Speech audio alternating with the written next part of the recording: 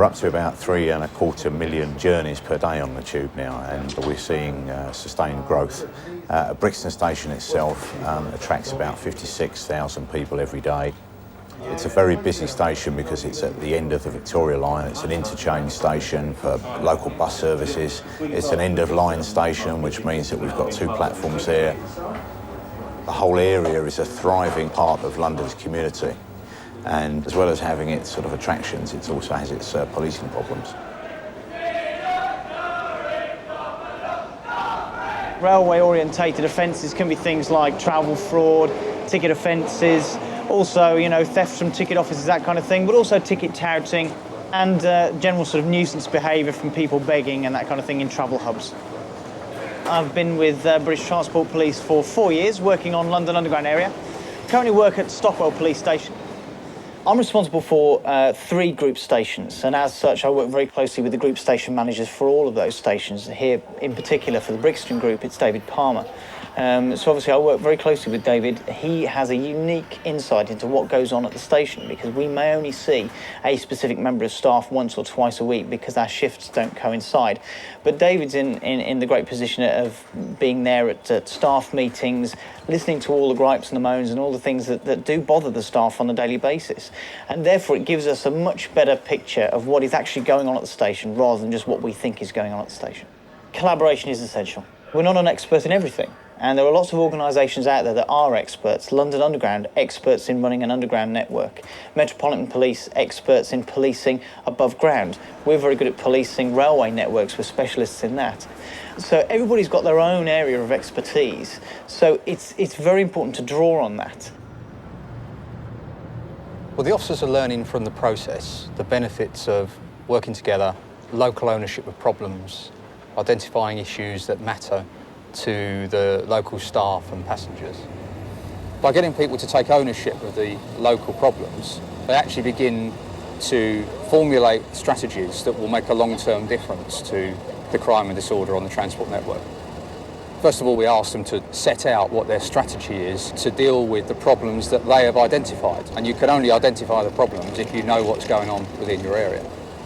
We hold them to account and we look at whether they've done what they said they were going to do, whether they understand the nature of the incidents that are going on around them. And through that, we encourage and help them to formulate the strategies that will deal with those problems in the long term. Well, I'm the operational commander responsible for delivering policing across the London Underground and the Docklands Light Railway network in London. So it's my responsibility to ensure that we're tackling crime, dealing with disorder and the perceptions of crime that people have got for the Underground and DLR. I meet regularly with Steve Burt 2 or 3 times a month from the Transport Police and Enforcement Directorate to talk through various crime and disorder issues that are facing the transport system. And through that we develop strategies and approaches that we're going to adopt together in order to deal with those problems. Across the 43 groups of stations, we've got officers deployed.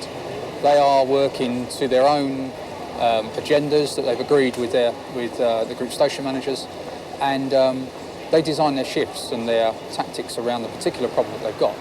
So that may involve them working a series of late turns or night duties. It may involve them working during the day, or in fact at school times if the particular problem is related to school children. So they tailor their duties according to the problems that they've got to tackle.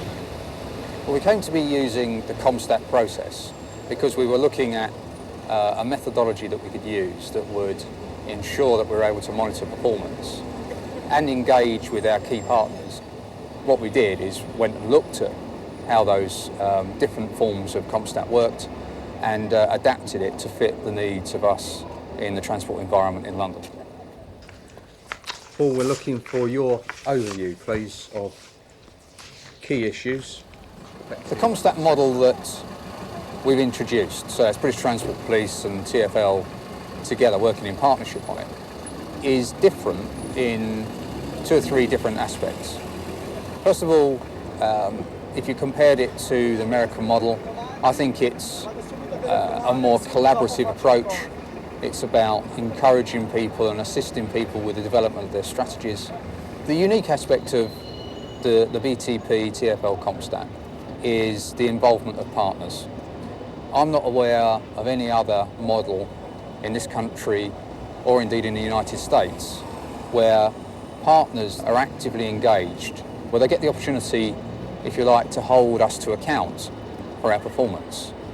And that really fits in with the very clear understanding that we've got that these problems aren't problems that we can solve alone. It needs to be something that we do in partnership. We felt that the ComStat process was right for us in London because we have a structure within the British Transport Police that's closely linked to our operational structures. The groups of stations that the British Transport Police officers work to are the same groups that the managers within London Underground have responsibility for. So we have local accountability on both sides of the partnership. Transport for London is interested in ensuring that the performance of the BTP is both efficient and effective because, one, they're in charge of protecting the passengers that we transport from A to B on the London Underground system and the Docklands Light Railway. And secondly, we actually fund the London area of the BTP in its entirety, and therefore we have a vested interest in ensuring that the policing service is providing value for money and delivering the services that our passengers demand. We can't assume the police are going to solve all the crime and disorder problems on the network. We need to ensure that our managers within TfL and London Underground own those problems as well and play an equal part in solving those problems. The ComStat process we run at the moment basically breaks into two parts. In part one of the ComStat, where we focus on the pan-London issues, we have predominantly British Transport Police officers with some relevant TfL officers. In part two, we'll have the group station managers in, the sergeants who run the local policing services. We'll also have train operating managers, we'll have line managers. The attendees of the ComStat meeting depend very much on the issues that are being discussed week on week. What may look like a random arrangement of tables has actually been thought about in quite a lot of detail. At the front of the room we have a big screen, and that's the focus of discussion. That's the area where we put the main slides up. That's the area where the issues that are being discussed are generally shown. Robbery remains a particular concern. Quite often we'll be showing a map on the main screen and showing the times of the crimes on the side screens. To the side of those plasma screens we have 4 large tables. This is where the supporting actors in the process sit. This is where the group station managers sit in part 2. It's where the BTP officers will sit in part 1 of the process and where any visitors who need to contribute to the meeting sit. All of those desks are all mic'd up to allow everyone to contribute actively to the areas of debate. So a few things for me are, what have we done about this? So who have we... If you go further back in the room, there's a table where the individuals who are doing the questioning really, sit. Flagging up out of these in the last 28 days on your sector. Behind that is probably the engine room of the process, which is where the ComStat team sit. This is where the screens are run, where the slides are put up. It's really where the whole process is managed. During the ComStat meeting, myself and Charlotte and other people are sat at the back, providing a support function for the panel members. What that entails is responding via a kind of a chat messaging system. It's useful to help having a kind of mini discussion between the panel members. Are they aware that there's a certain person in the room who would have a better understanding and better response and be able to contribute more to this than the Chief Inspector, for example, stood at the front? I provide slightly different information. I can come in with BTP intelligence issues, and if I feel that we're going down a wrong line, I will type to the panel, have you considered asking them this question or that question? Maps are important for the ComStat meeting for several reasons. Firstly, from a visual point of view, it's much easier for the officers and the people around the tables who are involved in the meeting to actually see something which helps explain what's happening, where it's happening. But also, it helps to combine various data sets. Sometimes we'll be looking at 100 or so offences in 28 days. Obviously, we don't have time to go through 100 offences, so we've actually put a map up with our hotspots. We can say, right, can you please just talk about the areas where your hotspots are? What we try to do is make sense of all the data we have and provide some form of focus for the meeting so that the panel can ask the right questions and therefore hopefully develop some better ways of understanding what the issues are and how best to tackle them. If we can move on to slide 33, what I'm going to do is go through all the groups now, and I'm going to invite the GSM from the group first to make a comment on the priorities that are up there and where we are. So Brixton GSM? Yeah. With the actual ticket touts, they're not too bad now because we not only moved them on ourselves, a lot of the known ones have been ASBO'd anyway. It's the concept touts, which I have spoken to Tim and Dave, and got some various ideas that we're going to look into to see if we can shift them. Every night there's something on at Brixton Academy. We have officers there from 5 o'clock onwards.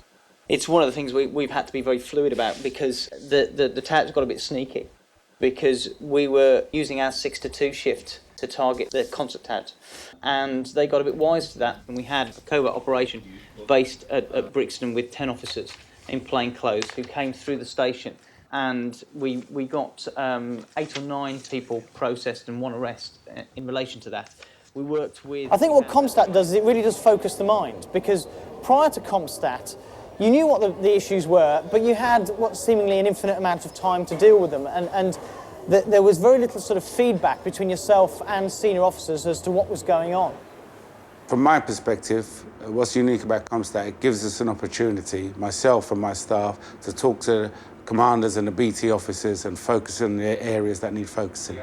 After the first ComStat that I went to, policing has increased, there's more focus on the crimes, the low-level order crimes. The staff are more aware of what goes on there because we feed it back to them, and there's much more belief from our staff in the BTP in getting these jobs done. How's things? All right? Yeah, good. All quiet on the Brixton front? ComStat is a fairly new idea, and I know it's pretty new for police in this country, but it is a unique opportunity to work with lots of other agencies. We at the moment only have London Underground coming along to our ComStats, but it would be great in the future to see, you know, people from the Metropolitan Police coming, people from Trading Standards, people from the councils, all different agencies coming together, because it's not just us trying to solve the problems. And I think that's the biggest thing that I want to bring across, is that we as the police, we don't have all the answers. And without working with other agencies, we really can't solve the everyday issues that are causing most of the problems on our local community areas. I think without doubt the ComStat process has been a major contributory factor to the underground area of BTP achieving 9 out of 9 of its operational targets. Engaging the community has to be the next step on this. But doing it in a controlled and transparent way where the community feel properly involved is vitally important. ComStat provides a transparent mechanism for delivering problem solving. What we really need to do is roll this type of process out to every neighbourhood and every sector of policing in London, because this is the way you build accountability and responsibility for problems at a local level, and that's the way you solve crime and disorder in the community.